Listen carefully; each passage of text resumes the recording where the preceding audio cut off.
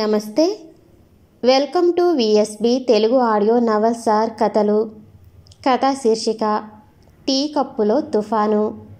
రచన చువుకుల పురుషోత్తం గారు. చదువుతున్నది ధనలక్ష్మి. ఇక కథలోకి వెళితే, టంగ్ టంగ్ టంగ్ టంగ్ అని 4 సార్లు గోడ గడియారం గంటలు కొట్టింది. ఎక్కడ వారక్కడ పని ఆపు చేశారు. సరిగా 4వ గంట పూర్తి అయ్యేసరికి ఒక 50 సంవత్సరాలు కలిగిన వ్యక్తి ఫుల్ సూట్లో ఆఫీస్లోకి ప్రవేశించాడు. ఆయన బట్టతలతో లావుపాటి ఫ్రేమ్ కలిగిన కళ్లద్దాలు ధరించి చేతిలో క్యానును పట్టుకుని సీరియస్గా బూట్లు టకటకలాడించుకుంటూ అటు ఇటు అనేక మంది క్లర్క్స్ లేచి నమస్కరిస్తున్నా గమనించగా మేనేజర్ గదిలోకి వెళ్ళాడు. ఆ హాల్లోకి క్లర్క్స్ అంతా ఆదుర్దాగా ఎక్కడ పని అక్కడ వదిలేసి చిన్న చిన్న గుంపులుగా చేరి గుసగుసలాడుకుంటున్నారు. అందరూ మోహన్ వైపు జాలిగా చూస్తున్నారు, అనుమానంగా చూస్తున్నారు, భయంగా చూస్తున్నారు. మోహన్ మటుకు సీరియస్గా ఆలోచించుకుంటున్నాడు. మోహన్కు 28 సంవత్సరాలుంటాయి. 6 అడుగుల భారీ విగ్రహం, జులపాల క్రాఫు, సన్నని మీసకట్టు కలిగి చాలా అందంగా ఉంటాడు. ఇంతలో ఆఫీస్ ఫ్యూన్ వచ్చి మోహన్ గారు అని కేక వేశాడు. మోహన్ లేచి నిల్చుని క్రాఫు డ్రెస్ సరిచేసుకున్నాడు. రమ్మంటున్నారు అన్నాడు ఫ్యూను. మోహన్ లేచి మేనేజర్ గదిలోకి వెళ్ళాడు. వెళ్ళగానే ఫ్యూన్ తలుపు మూసి వాకిట్లో నిలబడ్డాడు. కొందరు గుమస్తాలు లేచి పిల్లి అడుగులు వేసుకుంటూ తలుపుకు చెవులానించి లోపల జరగబోయేవి వింటున్నారు. మోహన్ లోపలికి వెళ్ళాడు. ఇందాక వచ్చిన సూట్ వ్యక్తి నడి మధ్య కుర్చీలో కూర్చుని ఉన్నాడు. ఆయనకు ఒకవైపున మేనేజర్, రెండో వైపున డైరెక్టర్ ఉన్నారు. ఆ 3 కుర్చీల ముందు ఒక పెద్ద టేబుల్ ఉంది. వారికి ఎదురుగా టేబుల్ కొద్ది దూరంలో 7-8 కుర్చీలు ఉన్నాయి. మోహన్ లోపలికి వచ్చి అందరికీ విష్ చేశాడు. మేనేజర్ అన్నాడు మోహన్తో, మోహన్, ఈ ఆఫీస్ నుంచి చాలా కంప్లైంట్స్ పోతున్నాయి నీ మీద బొంబాయికి. బొంబాయి నుంచి నీ కేసు విచారణ చేయటానికి మేనేజింగ్ డైరెక్టర్ బెనర్జీ గారు వచ్చారు. వారు నీ కేసు విచారిస్తారు. అలా కూర్చో అని కుర్చీ చూపారు. మోహన్ మళ్ళీ అందరికీ నమస్కరించి దూరంగా ఉన్న కుర్చీల దగ్గరికెళ్ళి ఒకదానిలో కూర్చున్నాడు. మేనేజర్ కాలింగ్ బెల్ నొక్కాడు. ఫ్యూన్ లోపలికి వచ్చాడు. రేఖ గారిని పిలు. ఫ్యూన్ వెళ్ళాడు. 2 నిమిషాల తర్వాత రేఖ వచ్చింది. రేఖ సన్నగా చామన ఛాయగా ఉంది. 25 సంవత్సరాలుండవచ్చు. బాబుడ్ హెయిర్, ఒక చేతికి వాచి, ఒక చేతికి ఒక పెద్ద గాజు ఉన్నాయి. నైలెక్స్ ఊలి మబ్బు రంగు చీర అంచులపై ఎంబ్రాయిడరీ పూలు కుట్టిన చీర కట్టుకుని ఉంది. ఆమెను చూస్తే శ్రద్ధగా అలంకరించుకోవటంలో అందవేసిన చేయి వలె కనబడుతుంది. మేనేజర్ రేఖను బెనర్జీకి పరిచయం చేశాడు. బెనర్జీ రేఖతో అన్నాడు. సంభాషణ అంతా ఇంగ్లీష్లో జరిగింది. మీరు మన కంపెనీలో ఎన్నాళ్ళుగా పనిచేస్తున్నారు? 2 సంవత్సరాల నుంచి. ఇంతవరకేమైనా పనిష్మెంట్ పొందారా? లేదు. మీకు వివాహం అయ్యిందా? అయింది. పిల్లలా? లేరు. మీ భర్త ఏం చేస్తుంటారు? బెజవాడలో బ్యాంకులో పనిచేస్తుంటారు. ఈ నెల 10వ తారీఖు నాడు లంచ్ అవర్లో మీరు మోహన్ ఆఫీస్ రికార్డు రూములో ఏకాంతంగా ఉన్నారని, మీరు చాలా చెడ్డగా ప్రవర్తించారని రిపోర్టు వచ్చింది. ఇది చాలా పేరుగల కంపెనీ. మనకు పబ్లిక్తో చాలా వ్యవహారాలుంటాయి. ఇలాంటి అపవాదులు కంపెనీలో రావటం డిసిప్లిన్కు చాలా భంగకరం. దీనిని గురించి మీ సంజాయిషి ఏమిటి? సార్, నా మీద ఎవరో గిట్టని వారు ఇలా కల్పించారు. నాకు రికార్డుతో పని ఉండి లంచ్ టైంలో రికార్డ్ రూమ్కి వెళ్ళాను. రికార్డ్ అసిస్టెంట్ లంచ్కి వెళ్ళినందున నేను రికార్డు వెతుకుతున్నాను. ఇంతలో మోహన్ గారు అటొచ్చారు. నేను రికార్డు కనబడనందున వారి సహాయం తీసుకుంటున్నాను. ఇద్దరం కలిసి రికార్డు వెతుకుతున్నాము. ఇంతలో మేనేజర్ గారు అక్కడికి వచ్చారు. మేనేజర్ గారు అక్కడికి వచ్చినప్పుడు మీరే పరిస్థితిలో ఉన్నారు? రికార్డు వెతుకుతుంటే నా కంట్లో నలుసు పడింది. నేను బాధతో కళ్ళు నులుముకుంటుండగా మోహన్ గారు అలా నులుముకుంటుంటే ప్రమాదమని, తాను సహాయం చేస్తానని నా కంటిలో ఊదుతున్నారు. మేనేజర్ గారు మోహన్ మిమ్ములను ముద్దు పెట్టుకుంటున్నట్లు రిపోర్ట్లో వ్రాశారు. అబద్ధం, శుద్ధ అబద్ధం. మేనేజర్ గారు చెప్పుడు మాటలు విని నాలాంటి అమాయక స్త్రీపై అభాండాలు వేస్తున్నారు. ఎవరి మాటలు విని ఉంటాడంటావు మేనేజర్? ఇంకెవరు? ఆ షీలాయే. ఆమె కదా మేనేజర్ గారికి రిపోర్ట్ ఇచ్చింది. బెనర్జీ ఒకసారి ఫైల్ని చూసి షీలాను పిలువు అన్నాడు. మేనేజర్ కాలింగ్ బెల్ కొట్టి ఫ్యూన్ ద్వారా షీలాను పిలిపించాడు. షీలా లోపలికొచ్చింది. షీలా కూడా ఫ్యాషనబుల్గా ఉంది. షీలా యూపీ వాసిని. చాలా పచ్చగా ఉంది. పొట్టిగా అవయవ పొందిక కలిగి చాలా అందంగా ఉంది. తలకు ఒక పెద్ద బన్ చుట్టి ఉంది. లిప్స్టిక్ వేసిన పెదవులు దొండపండ్లలాగా ఉన్నాయి. కాటుక రేఖల కండ్లు, ఎర్రని పెద్ద బొట్టు, చెవులకు గాజులంతేసి బంగారు రింగులు ధరించి చాలా విలక్షణంగా అందంగా సున్నితంగా ఉంది. ఆమె వయసు 30 ఉండొచ్చు. షీలా లోపలికొచ్చి రేఖ వంక క్రూరంగా చూచి బెనర్జీకి ఎదురుగానున్న కుర్చీలో కూర్చుంది. మిస్ షీలా, మీరు ఈ కంపెనీలో ఎన్నాళ్ళుగా పనిచేస్తున్నారు? 4 సంవత్సరాల నుంచి. మీకు వివాహం అయ్యిందా? నాకు వివాహం అయ్యింది. 2 పిల్లలు. నా భర్త ఒక మెడికల్ రిప్రజెంటేటివ్. మీరు మేనేజర్కు ఈ నెల 10వ తారీఖు నాడు ఒక రిపోర్ట్ ఇచ్చారు. అందులో మోహన్ రేఖలు రికార్డ్ రూమ్లో అసభ్యంగా ప్రవర్తిస్తున్నారని మేనేజర్కు రిపోర్ట్ చేశారు. మీరు చూసారా? లేదు. కానీ కొన్నాళ్లుగా వారిద్దరికీ సంబంధం ఉన్నదని నాకు తెలుసు. వారు ఈ విధంగా ఆఫీసులో ప్రవర్తించడం వలన కంపెనీకి చెడ్డ పేరు వస్తుంది. అదీ కాక ఇంకా మిగిలిన లేడీస్కి కూడా అప్రతిష్ట. అందుకని అలా రిపోర్ట్ చేశాను. అంటే 10వ తారీఖున మీరు కండ్లారా చూడలేదు, కానీ మీ అనుమానం వల్ల అలా రిపోర్ట్ చేశారు. అవునా? అనుమానం ఎందుకు? నిస్సందేహంగా వారు రికార్డ్ రూమ్లో అసభ్యంగా ప్రవర్తిస్తున్నారు. మేనేజర్ గారు వారు ముద్దు పెట్టుకుంటున్నట్లు చూశారు కదా. మీరు చూడలేదు కదా, మరెట్లా చెప్పగలరు? చూడకపోయినా నాకు తెలుసు. వీరు ప్రతి సోమ బుధవారాలు కలుసుకుంటారు. రేఖ రాత్రిళ్ళు మోహన్ రూమ్కెళ్తుంది. ఇంతలో రేఖ కూర్చున్నదల్లా ఒక్క ఊపున టేబుల్ దగ్గరకొచ్చి, అంత అబద్ధం సార్, ఈమెకు మోహన్కు సంబంధం ఉంది. తన తప్పు దాచుకోవటం కోసం ఇతరుల మీద తప్పు రుద్దుతున్నది. పోయిన జూలైలో ఈమె 15 రోజులు సెలవు పెట్టి మోహన్ను తీసుకుని బొంబాయి వెళ్ళింది. అక్కడ జల్సాగా గడిపారు అన్నది రేఖ. ఛీ, నోరు ముయ్యవే. సిగ్గు లేకుండా మాట్లాడగానే సరికాదు. పుట్టింటికి మద్రాసుకి వెళ్తానని అక్టోబరులో నీవు మోహన్ కాశ్మీర్ వెళ్ళలా? అబద్ధాలు చెప్పకు అన్నది షీలా. నీవే అబద్ధాలు. 2 పిల్లలు కలిగిన సిగ్గు లేకుండా ప్రతి ఆదివారం మంగళవారం నీవు మోహన్ రూమ్కెళ్లటంలా? నీ బ్రతుకు ఎవరికి తెలియదు. ఫ్యామిలీ ఫ్రెండ్ అని చెప్పుకుంటూ పొద్దుగూకులు మోహన్ని కొంపలో ఉంచుకోవటంలా? బెనర్జీ ఆశ్చర్యంగా ఆ 2 వంక చూస్తూ, ప్లీజ్ లేడీస్, అలా అర్ధరహితంగా మాట్లాడకండి. మీరు వేసుకునే ఆభండాలు మీరు నిరూపించటానికి కానీ వాటిని గురించి మాట్లాడటానికి కానీ ఇది స్థలం కాదు. ఇప్పుడు మనం మాట్లాడేది జనవరి 10వ తారీఖు సంఘటన. దాని గురించే మాట్లాడాలి అన్నాడు. షీలా అంది. జనవరి 10వ తారీఖు సంగతి తేలాలంటే వారి పూర్వచరిత్రలు తెలియాలి. ఆ రోజున ఏం జరగలేదని బోకాయిస్తారు. కావాలంటే నళినిని విచారించండి. ఆమె కూడా తెలుసు రేఖ మోహన్లకుండే సంబంధం. రొప్పుతూ ఆవేశంగా అంది. బెనర్జీ ఆశ్చర్యంతో కనుబొమ్మలు పైకెత్తి నళినిని పిలవండి అన్నాడు. మేనేజర్ కాలింగ్ బెల్ నొక్కి ఫ్యూన్ రాగానే నళినిని పిలవమన్నాడు. నళిని ప్రవేశించింది. నళిని సన్నగా నాజూకుగా ఉంది. తెల్ల వాయిల్ చీర, తెల్లని గ్లాస్కో రవిక ధరించి ఉంది. ఒక చేతికి సెంటీమీటర్ వెడల్పున కంకణం, మరో చేతికి వాచి. జుట్టును జడగా వేసుకుని చాలా సింపుల్గా ఉంది. 27 లేక 28 వయసుండొచ్చు. చాలా రిజర్వ్డ్గా ఉంది. బెనర్జీ నళినిని అడిగాడు. మీ సర్వీస్ ఎంత? 3 సంవత్సరాలు. మీ పర్సనల్ హిస్టరీ బ్రీఫ్గా చెప్పగలరా? నాకు 5 సంవత్సరాల కింద పెళ్ళయింది. నా భర్త కాంట్రాక్ట్స్ చేస్తూ ఉండేవారు. ఒక బాబు కలిగాడు. వారు 4 ఏండ్ల క్రిందట కారు యాక్సిడెంట్లో పోయారు. ఉద్యోగం చేసుకోవలసిన అవసరం లేకపోయినప్పటికీ ఉబుసుపోకకు ఉద్యోగం చేస్తున్నాను.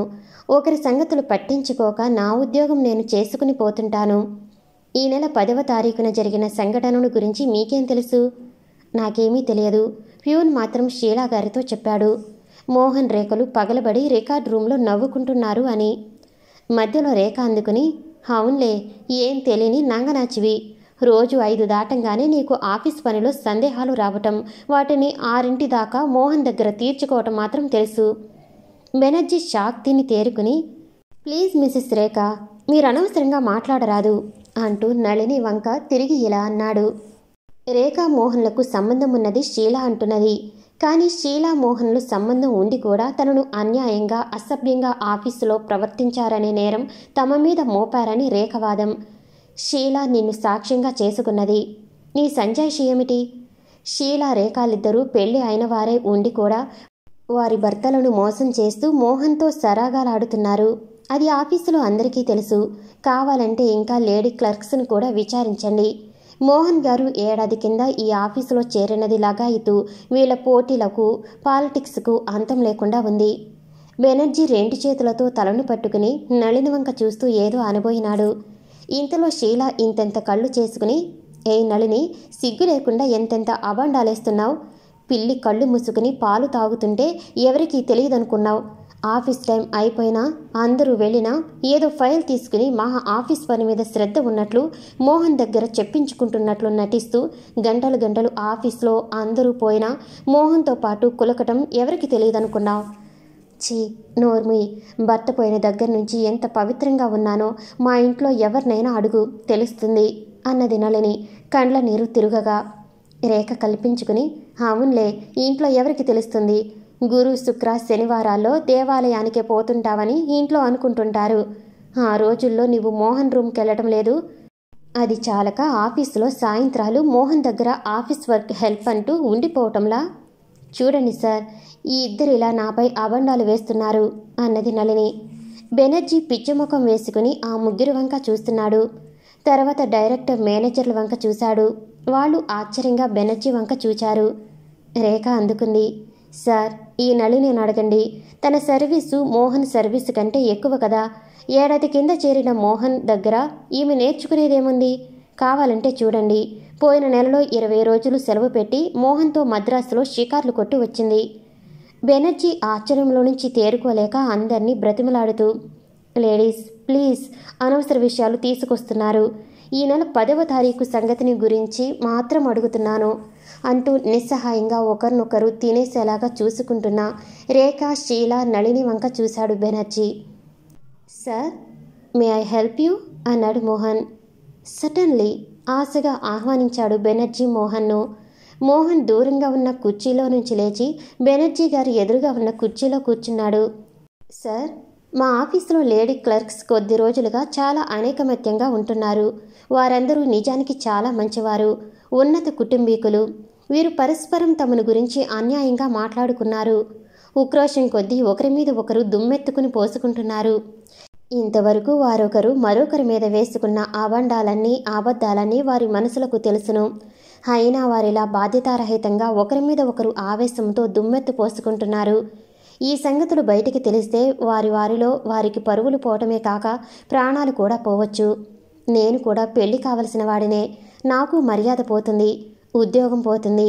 మళ్ళీ ఉద్యోగం కోసం నేను ఏ ఊరన్నా వెళ్ళిపోవాలి. అసలు జరిగిందేమిటంటే, ఈ నెల 10వ తారీఖున రేఖ గారు లంచ్ అవర్లో రికార్డ్ రూమ్కి వెళ్ళారు. నాకు పని ఉండి రికార్డ్ రూమ్కి వెళ్ళాను. అక్కడికి మా ఆఫీస్ ఫ్యూన్ వచ్చి రేఖమ్మ గారేం చేస్తున్నారో షీలమ్మ గారు చూసి రమ్మని చెప్పగా వచ్చాడు. వాడు రికార్డు కోసం రేఖ వచ్చిందని తెలియక యథాలాపంగా రేఖమ్మ గారు, మోహన్ గారు నవ్వుకుంటున్నారని షీలా గారికి చెప్పాడు. నళిని గారు అలా నవ్వుకోవటం ఏమిటి, ఆఫీసులో అసభ్యంగా అన్నారట. సంగతి తెలియక షీలా గారు, మేనేజర్ గారు నా గురించి అడుగగా రికార్డ్ రూమ్లో రేఖ, మోహను సరాగాలు ఆడుకుంటున్నారని పొరపాటుగా చెప్పారట.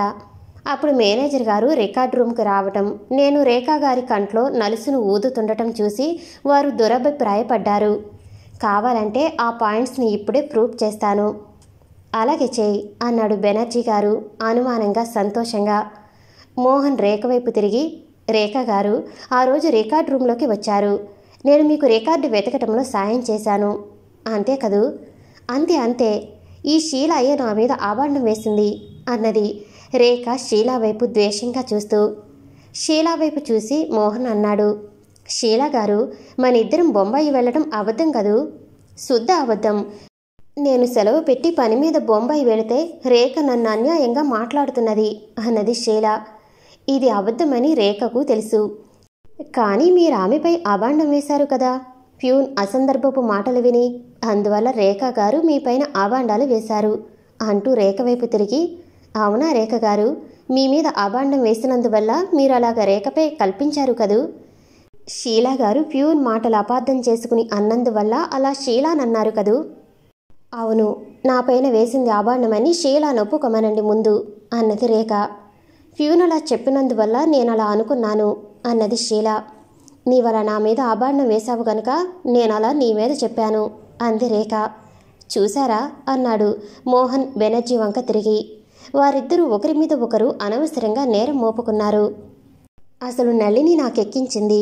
రేఖ ఎక్కడుంది చూసిరారా అని ప్యూన్ అంటే వాడెళ్ళి మోహన్ రేఖలు రికార్డ్ రూమ్లో నవ్వుకుంటున్నారన్నాడు.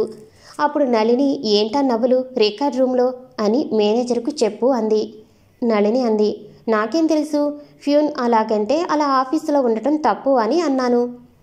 నళిని గారు, మీరు అనవసరంగా రేఖ శీలాలను అనుమానిస్తే వాళ్ళు మిమ్మల్ని అవమానించి మీరు నాతో కాశ్మీర్ వెళ్లారని వాళ్ళన్నారు. అవును కదా రేఖ శీలా గారు, అది మీరు కోపంలో అన్న మాటలు కదా. అవునండి అన్నారిద్దరూ ఏటో చూస్తూ. జనవరి 10వ తారీఖున రేఖా మోహన్లు అలా ప్రవర్తించి ఉండరని నా ఊహ అన్నది నళిని మందు మింగినట్లుగా. ప్యూన్ చెప్పిన దాన్ని బట్టి రేఖా మోహన్లు నవ్వుకుంటున్నారనే నేను మేనేజర్ గారితో చెప్పాను. కానీ వారు అసందర్భంగా ప్రవర్తిస్తున్నారని నేను చెప్పలేదు అన్నది షీల మోహన్ వంక చూస్తూ. నా మీద అన్యాయంగా చెబితే నేను షీల మీద అలా చెప్పాను అంది రేఖ. నన్ను అవమానించింది కనుక మోహన్తో సంబంధం ఉన్నదని నేనన్నాను అంది షీల. నన్ను అనవసరంగా ఆడిపోసుకుంటుంటే వారిని అలా అన్నాను అన్నది నళిని. మోహన్ ప్యూర్ని పిలిచాడు. ఏమోయ్, జనవరి 10వ తారీఖు నాడు నీవు రికార్డ్ రూమ్లో ఏం చూశావు అడిగాడు మోహన్. రేఖమ్మ గారు రికార్డు వెతుకుతూ మీతో నవ్వుతూ ఏంటో చెప్తున్నారండి. ఆ మాట నేను షీలమ్మ గారికి చెప్పానండి అన్నాడు ప్యూన్. మోహన్ మేనేజర్ వైపు తిరిగి, ఏమండి, ఆ సమయంలో నేను రేఖ గారి కంట్లో పడిన నలుసును ఊదుతున్నాను కదండి అన్నాడు మోహన్. మేనేజర్ గుటకలు మింగి అందరి వైపు ఆశ్చర్యంగా చూసి, లేదు లేదు, నీవు రేఖను ముద్దు పెట్టుకుంటున్నావు, నేను స్పష్టంగా చూశాను అన్నాడు మేనేజర్. మోహన్ ఆశ్చర్యంగా మేనేజర్ వైపు చూసి, జాగ్రత్తగా జ్ఞాపకం చేసుకోండి మేనేజర్ గారు, నేను రేఖ ముఖాన్ని 2 చేతులతో పట్టుకుని ఇలా మూతి పెట్టి కళ్ళల్లో ఊదుతున్నాను అంటూ యాక్షన్ చేసి చూపాడు. లేదు లేదు, నీవు చెప్పింది కరెక్ట్ కాదనుకుంటాను అన్నాడు మేనేజర్ సందిగ్ధంగా జ్ఞాపకం తెచ్చుకుంటూ. జాగ్రత్తగా చెప్పండి మేనేజర్ గారు, మీరు పడ్డ పొరపాటు వల్ల వీళ్ళు మళ్ళీ మళ్ళీ ఒకరి మీద ఒకరు దుమ్మెత్తి పోసుకుంటారు. మీరు పొరపాటు పడి వీరి సాక్ష్యాలను విచారించకుండా గోటితో పోయేదానిని గొడ్డలికి కూడా లొంగకుండా చేసి మేనేజింగ్ డైరెక్టర్ గారిని అనవసరంగా ఇబ్బంది పెట్టారు. మీరు రికార్డ్ రూమ్లో చూసినది వేరు, గ్రహించినది వేరు. ఆ పొరపాటును మీరు విచారించి తెలుసుకోకపోగా అనవసరంగా పైకి రిపోర్టు చేసి ఈ కంపెనీని ఏ స్కాండల్ నుంచి రక్షిద్దామనుకున్నారో ఆ స్కాండల్స్కే తీవ్రంగా గురి చేశారు. ఇంకా మిగిలిన లేడీ క్లర్క్స్ను విచారిస్తే వారంతా సంగమరణమే రైట్ అనుకుని మేనేజర్ గారు, డైరెక్టర్ గారు ప్రతి కాంపుకు ప్రతి సెలవుకు ఎవరినో ఆడపిల్లను తీసుకుని ఓడాయిస్తున్నారని రకరకాల అసందర్భపు సాక్ష్యాలు ఇవ్వవచ్చు. మేనేజర్ గారు, సాక్ష్యాల్ని మరోసారి పరిశీలించండి. రేఖ, షీల, నళిని, ప్యూన్ల సాక్ష్యాలు, నా సాక్ష్యం విన్నారు. ఇంత నిర్వివాదంగా నిరూపణ జరిగిన మీ పొరపాటును గ్రహించలేకపోతున్నారా అంటూ ఆశ్చర్యంగా డ్రామాటిక్గా మేనేజర్ని చూశాడు మోహన్. డైరెక్టర్ మేనేజరు తీవ్రంగా చూశాడు. మేనేజింగ్ డైరెక్టర్ మేనేజర్ వంక ఉరిమి చూశాడు. మేనేజర్ డైరెక్టర్ వంక ఆశ్చర్యంగా, బెనర్జీ వంక భయంగా, మోహన్, రేఖ, షీల, నళిని వంక విస్మయంగా, ప్యూన్ వంక గుర్రుగా చూశాడు. ఆఖరుకు అన్నాడు నిద్రలో నడిచిపోయేవాడిలా మరో లోకం నుంచి. నేను ఎలా చూశానో అర్థం కాకుండా ఉంది. బహుశా మోహన్ గారు రేఖ గారి కండ్లలో నలక నూతుతుండొచ్చు. కానీ అంతే, మోహన్ గారు రేఖ కండ్లలో నలకను ఊదుతున్నారు అన్నాడు. బెనర్జీ మండిపడి ఫైల్ను తీసి చకచక 2 నిమిషాల పాటు రాశాడు. మేనేజర్ ఛార్జీ మోహన్కిచ్చేయి. నిన్ను మద్రాసు ట్రాన్స్ఫర్ చేస్తున్నాను. మోహన్కు మేనేజర్ ప్రమోషన్ ఇస్తున్నాను.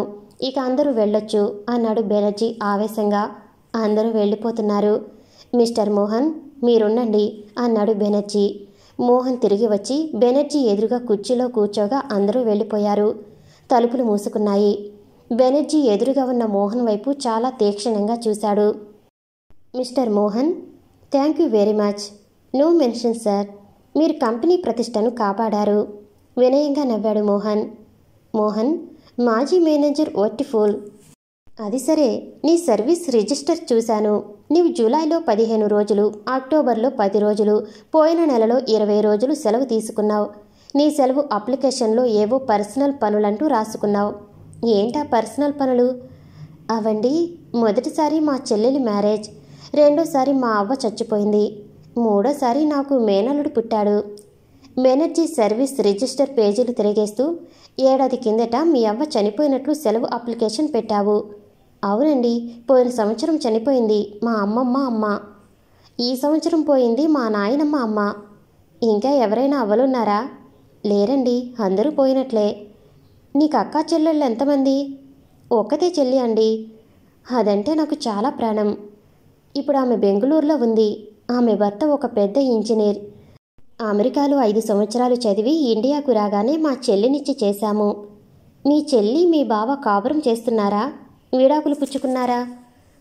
అదేంటి సార్, వాళ్ళది చాలా అన్యోన్యమైన జంట. నిన్ననే బావ దగ్గర నుంచి జాబ్ వచ్చింది. అంతా సజావుగానే ఉంది అన్నాడు ఆశ్చర్యంగా మోహన్. That's all right. నీవు తెలివిగలవాడివని ప్రమోషన్ ఇచ్చాను. ఇంకా ఇంప్రూవ్ చేసుకోవాలనుకో. అలాగే సార్, జాగ్రత్తగా పని చేసుకుంటాను. సెలవులు పెట్టను. You may go. Wish you good luck. బెనర్జీకి నమస్కరించి హుషారుగా వెళ్తున్న మోహన్ను చూస్తూ బెనర్జీ అనుకున్నాడు, he will be a good manager అని. సమాప్తం. నేను వినిపించే ఆడియో కథలు, నవల్స్ మీకు నచ్చినట్లయితే మరిన్ని కథల కోసం షేర్ చేసి, లైక్ చేసి, సబ్స్క్రైబ్ చేసుకోండి. Thank you for watching.